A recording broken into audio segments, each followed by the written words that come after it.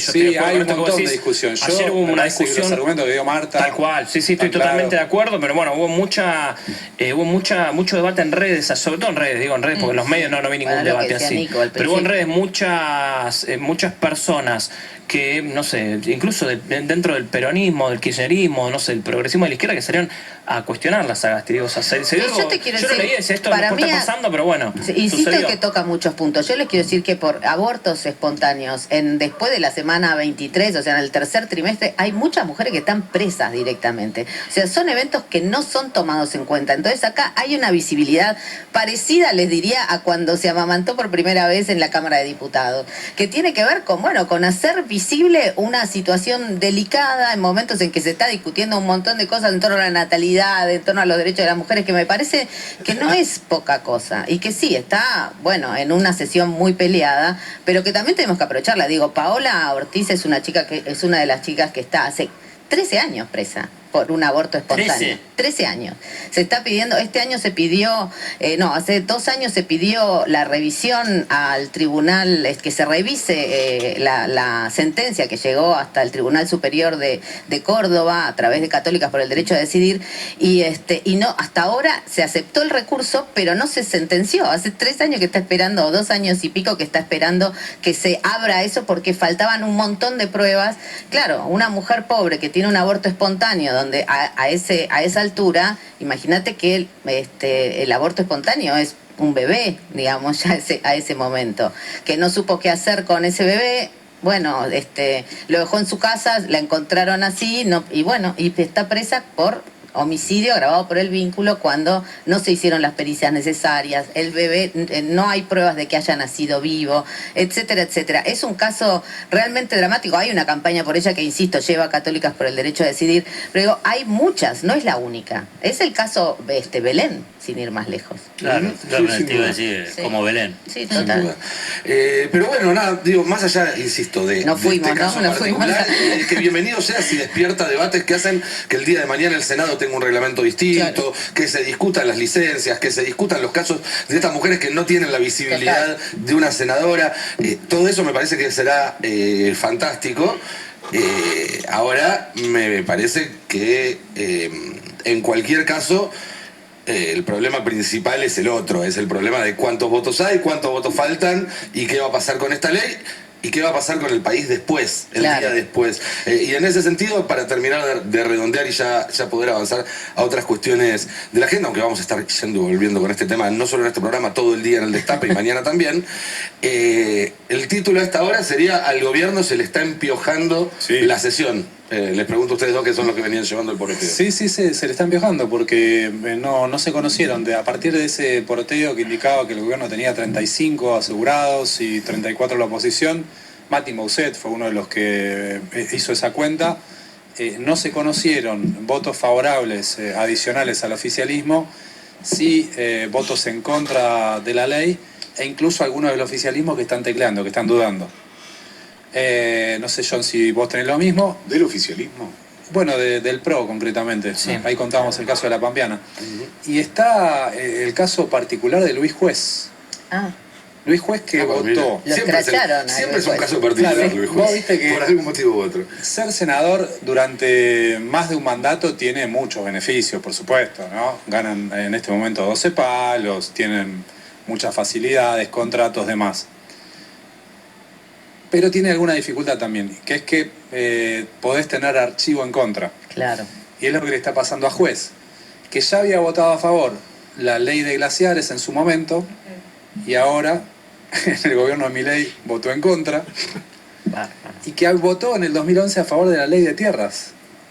Había salido 61 a 0, ¿no? Esa elección, una cosa así, 62 a 1. El único que había votado en contra es, acá lo destaca la colega Carolina Ramos, votó a favor de la ley de tierras en el 11, y ahora se cuenta como voto favorable a la modificación de esa ley de tierras.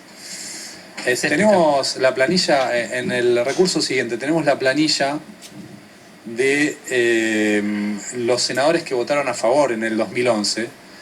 También destaca Caro que ahí está, por ejemplo, Gerardo Morales, que bueno, hoy creo que Gerardo Morales no le implicaría una contradicción, porque no lo veo alineado con Milei. No, pero sí lo veo con negocios interesados en Jujuy, en el tema cordillerano. Totalmente. Y Ernesto Sanz, que es un peso pesado dentro del radicalismo. Sí. La mayoría, sin embargo, de los radicales van a votar a favor de la ley que impulsa el gobierno nacional.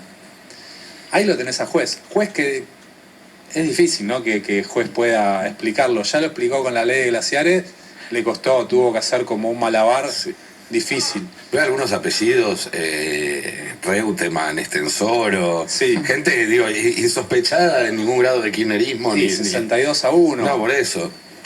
Y sí. Qué diferente es ese noble ahora. Qué increíble. No, a ver, yo, para aportar, cualquier timbre que tocas en la Casa Rosada, cualquier despacho, puerta que tocas, nadie está confiado con que salga mañana esta parte de la ley de tierras.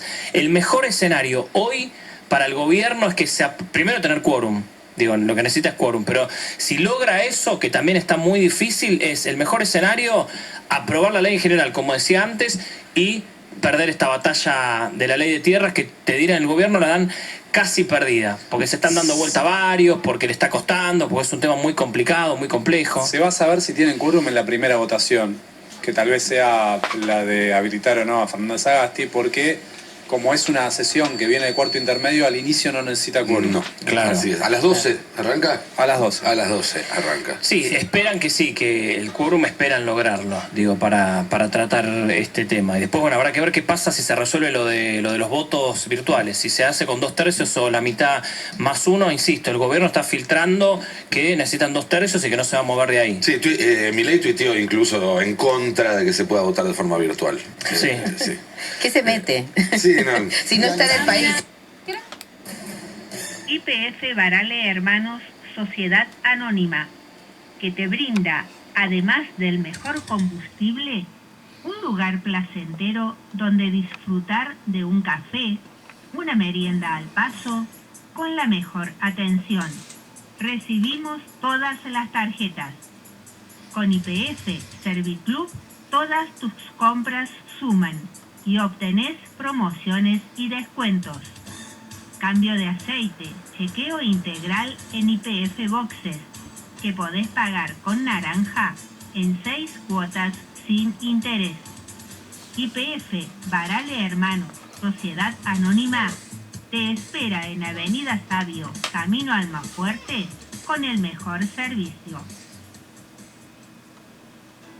Veterinaria Priotti te ofrece una especializada atención para tu mascota, planes sanitarios, cirugía de media y alta complejidad, traumatología, cardiología, radiografía digital, ecografía, electrocardiograma, odontología, laboratorio de análisis clínicos.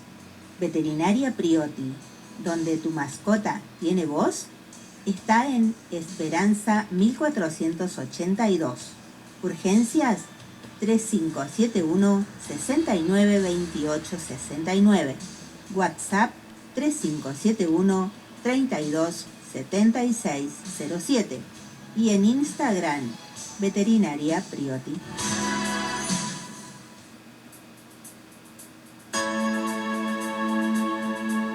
Recordá este nombre, Franco, para trabajos de albañilería en general, pintura de techo, casas, rejas, aberturas, lavado de techos, colocación de lamiplast, plomería, soldadura de todo tipo, reparación de motoguadañas y motosierras. Comunicate con Franco al 3571 60 83 31.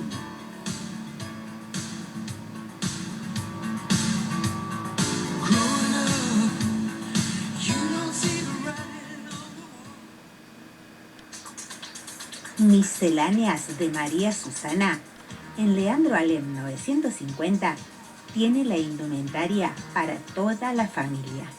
Bebés, niños, jóvenes y adultos se visten en Misceláneas de María Susana.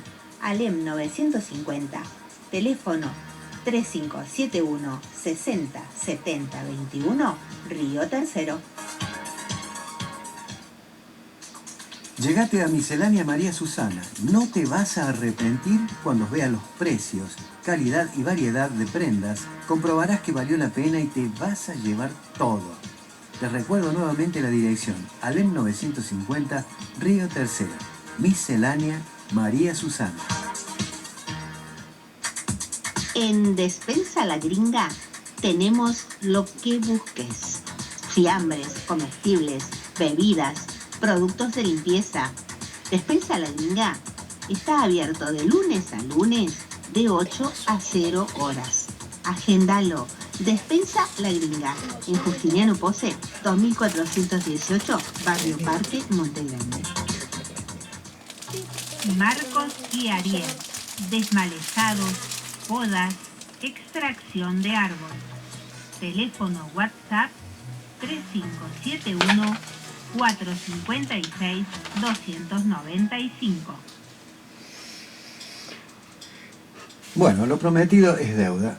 Y les había dicho que les iba a traer la historia de Hungría.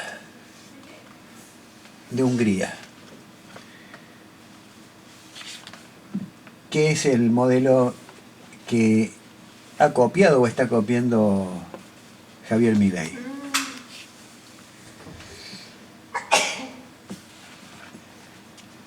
La democracia corrompida en Hungría.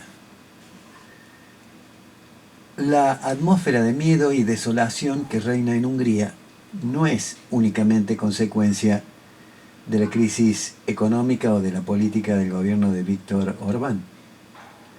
También traduce la incapacidad de la República Democrática y del régimen liberal de mercado que la sostiene de crear un orden social más justo.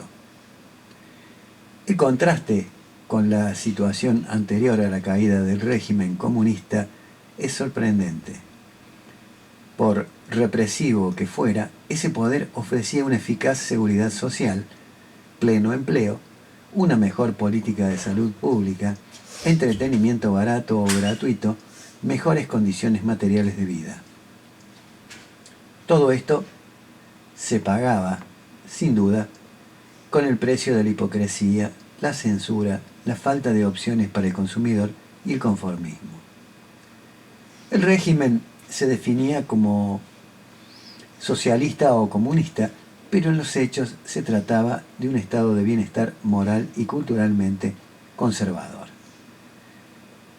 Este estado introdujo en una sociedad rural y arcaica estándares de vida modernos, desde la red de saneamiento hasta la alfabetización, sin olvidar la liberación de los sometimientos propios del viejo mundo.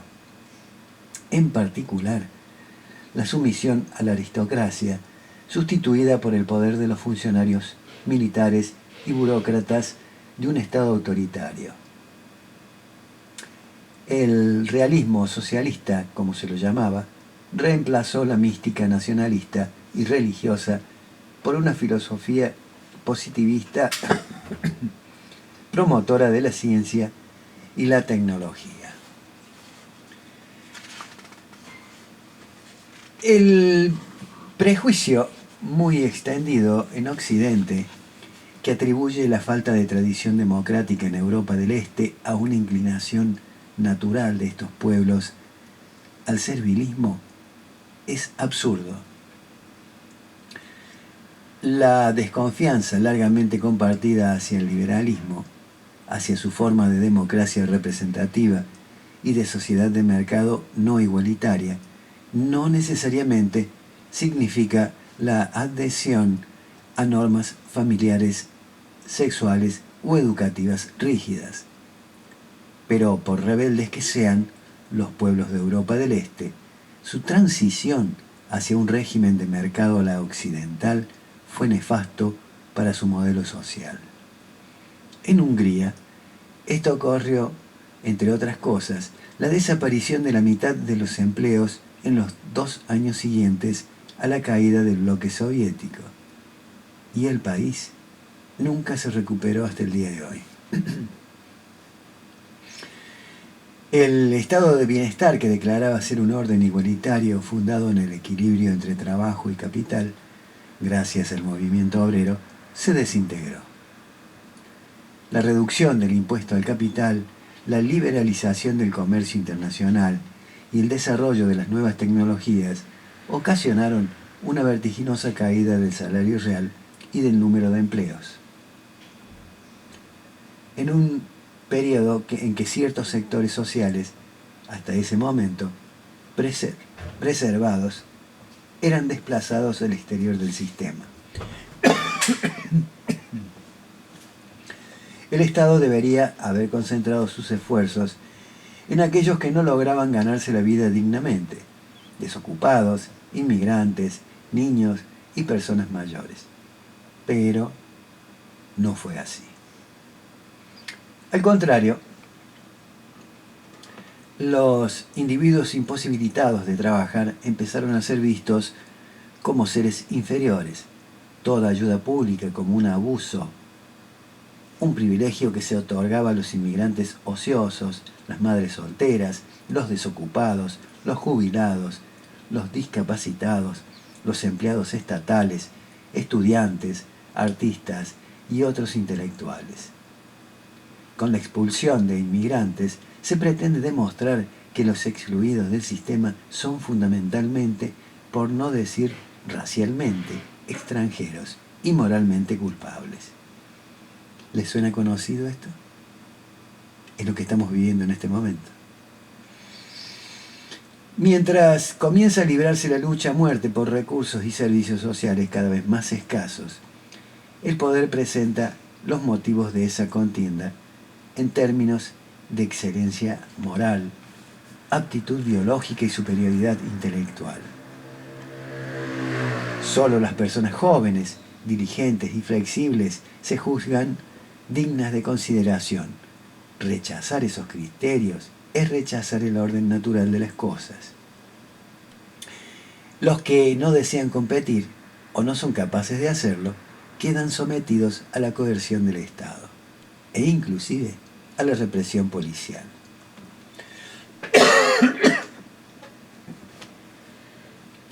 Los opositores a esa política son acusados de utopistas, totalitarios, hombres y mujeres del pasado, contrarios a unas libertades que costó mucho conquistar.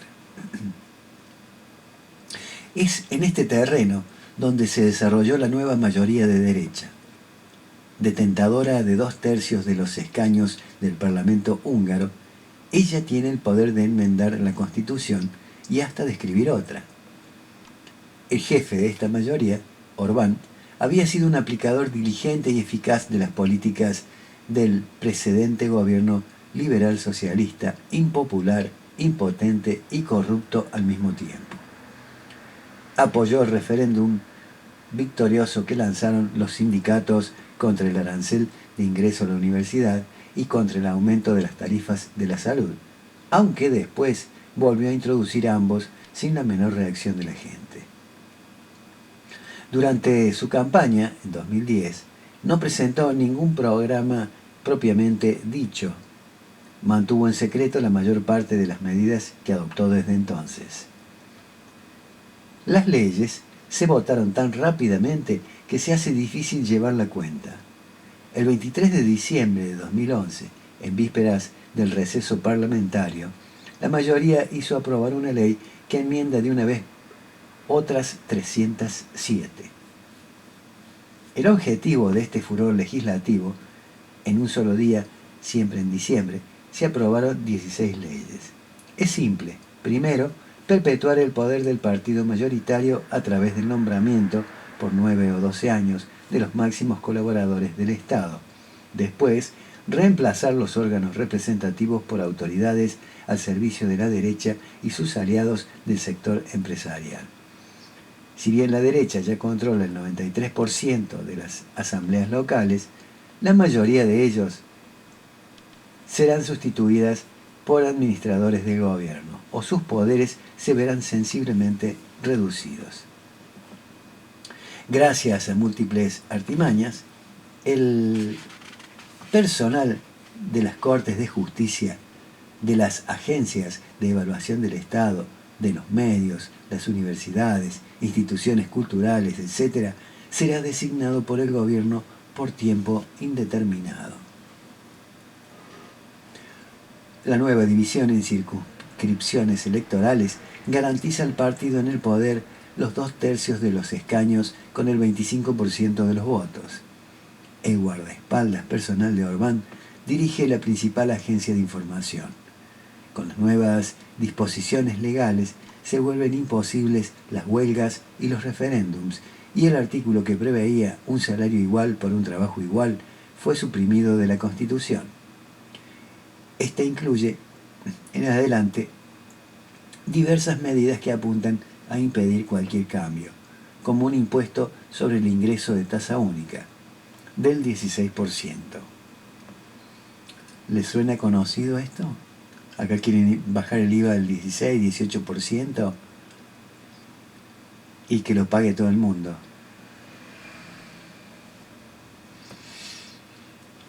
La Unión Europea y la prensa liberal occidental, que hacen oír su indignación frente a los planteos de limitar la autonomía del Banco Central húngaro, nada dicen sobre las protestas de la Federación Sindical Europea contra una represiva legislación del trabajo. Los partidos comunistas y sus sucesores, es decir, los dos partidos socialistas de la oposición, el Partido Socialista Húngaro, MSZP, y la Coalición Democrática, son etiquetados por la nueva Constitución de organizaciones criminales. ¿Qué les parece? La enseñanza pública se transforma en un sistema ultracompetitivo controlado por la Iglesia Católica.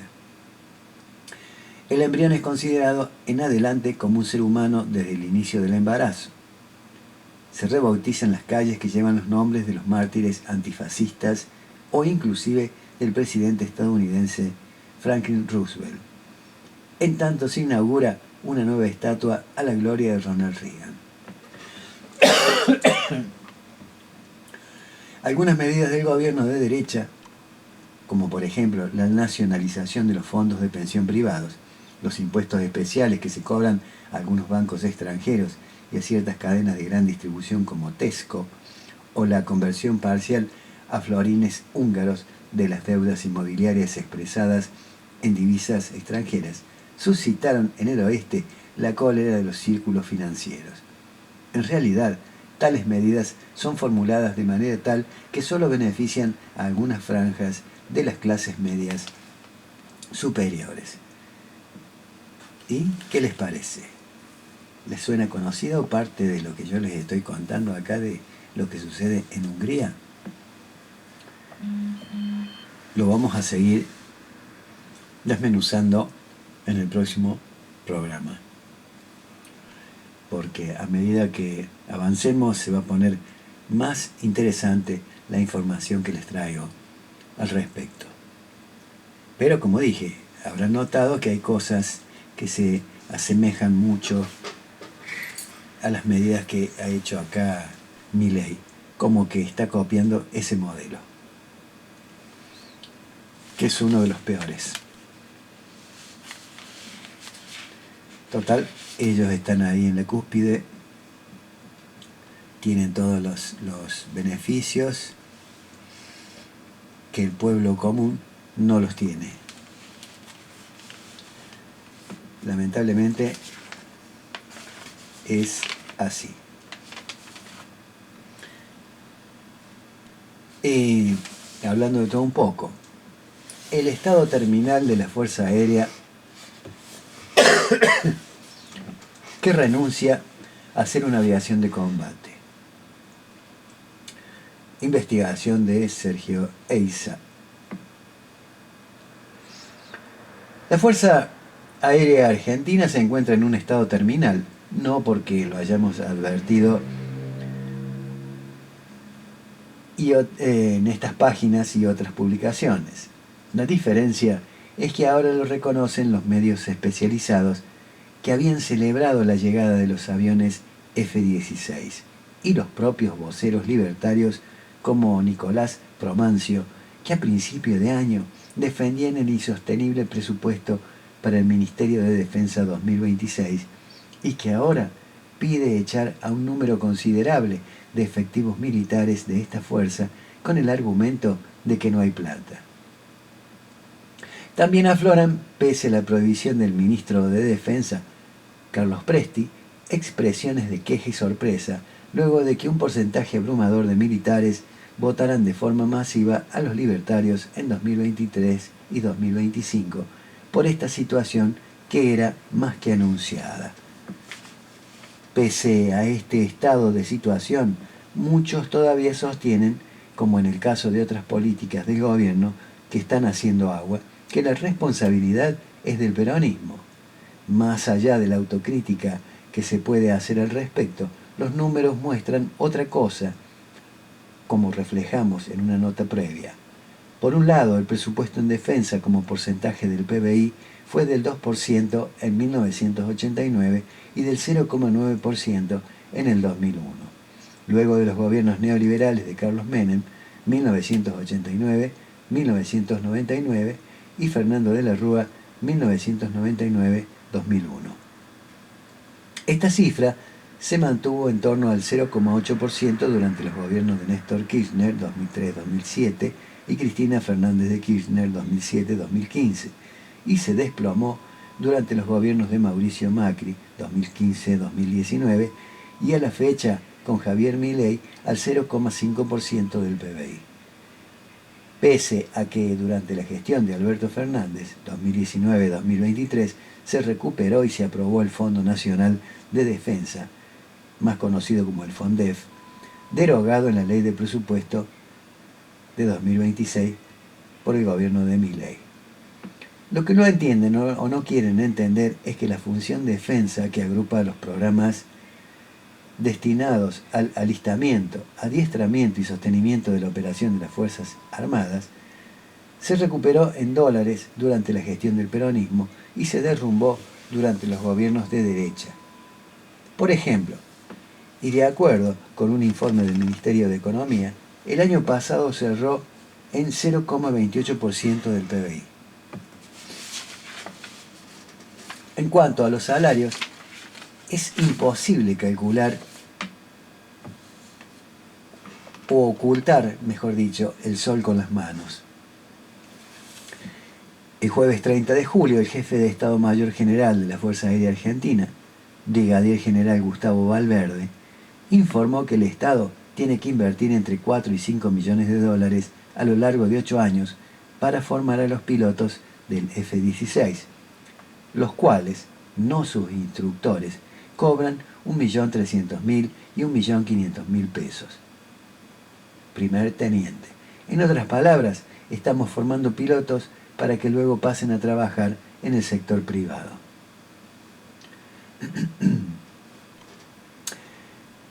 La derrota autoinfligida de la Fuerza Aérea. Bien, los pilotos de la Fuerza Aérea Argentina, como los de la Armada Argentina, también chicos de Malvinas, le ocasionaron la mayor cantidad de hundimientos y de buques dañados al Reino Unido de Gran Bretaña e Irlanda del Norte desde la Segunda Guerra Mundial, 1939-1945. En efecto, el combate que presentaron oficiales, suboficiales y soldados fue descomunal y así lo reconocen los británicos, pese a la tecnología, la logística, el planeamiento y las decisiones tomadas en el nivel estratégico nacional. Pero, como me enseñó un capitán de dicha fuerza, que tuve de estudiante en la maestría en Defensa Nacional, lo que está mal decidido y planificado en el nivel estratégico nacional y militar no se corrige en el operacional y táctico. Así ocurrió en la Guerra del Atlántico Sur y otra vez volvemos a tropezar con la misma piedra. El problema no son los pilotos, los combatientes.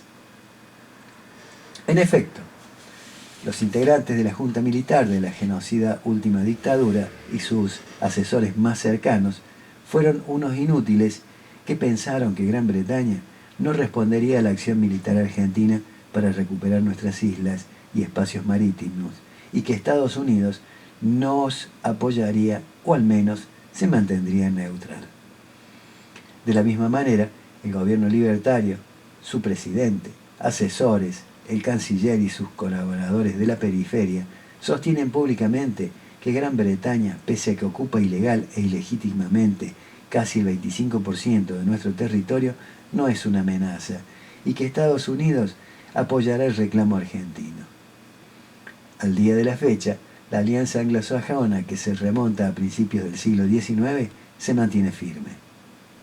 El gobierno libertario ha construido una política exterior no en función de nuestros intereses vitales y estratégicos, sino en base a alianzas ideológicas, como ya hemos explicado, que están destruyendo el apoyo de los países africanos y árabes a la cuestión Malvinas.